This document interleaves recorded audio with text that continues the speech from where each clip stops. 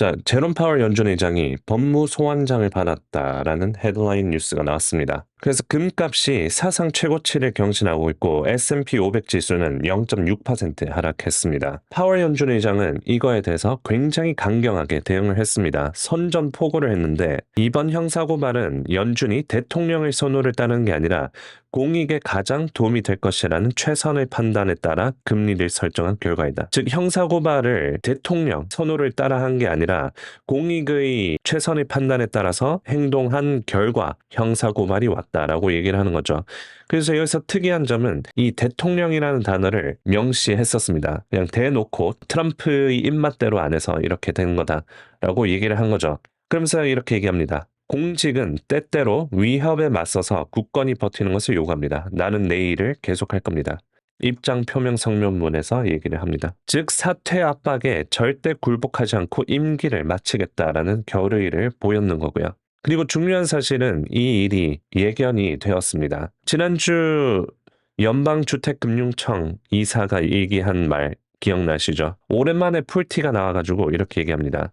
저는 리사 쿡이 주택담보대출 사기 혐의로 기소될 거라고 생각합니다. 제롬 파월 연준 의장을 내보내야 됩니다. 그가 일으킨 일은 재앙입니다. 라고 지난주 금요일에 공식적으로 오랜만에 인터뷰 나와서 얘기를 합니다. 그래서 올해가 딱 시작하면서 트럼프 행정부에서 이제 본격적으로 또 움직이기 시작하고 있고요. 이런 압박이 사실 작년에도 수차례 있었죠.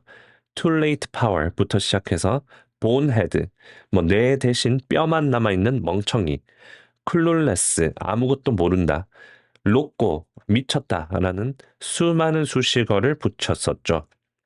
그러면서 제롬 파월은 그때마다 적절하게 대응을 했었습니다. 이런 엄청난 정치적 압박 속에서도 파월 연준 의장은 성공적으로 대응을 해왔습니다. 이번에도 법무부 소환장을 받고 불과 몇 시간 만에 이 성명문을 통해서 영상을 찍었죠. 정말 대응을 잘하는 것 같습니다. 사실 이번에도 제롬 파월 연준 의장이 해고될 가능성은 많지 않습니다.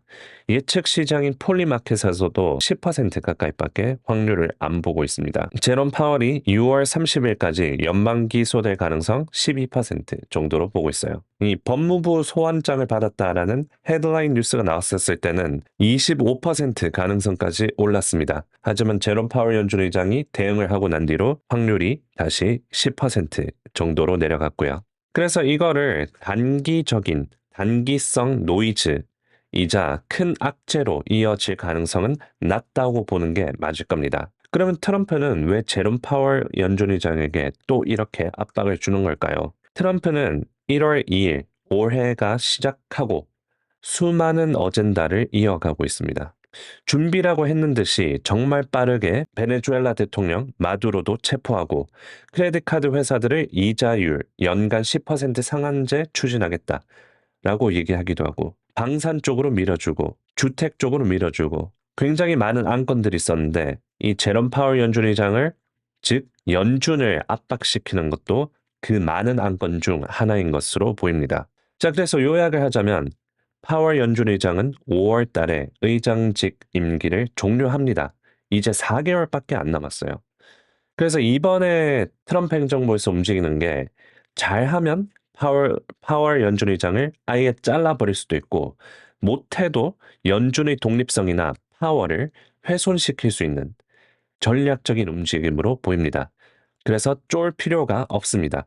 예정대로 파월은 의장직을 지킬 거고 단기적으로 시장이 변동성이 있을 수 있으나 이걸로 큰 매도세가 지속적으로 이어질 가능성은 낮아 보입니다. 주의해야 될 점은 이번 주부터 실적 발표 시즌이 은행 실적으로 시작이 되고 화요일에 CPI 물가지수 그리고 트럼프 관세 대법원 판결이 수요일로 예정이 되어 있기 때문에 시장 출렁임에 유의하시고 이번 주도 잘 헤쳐나가시기 바랍니다.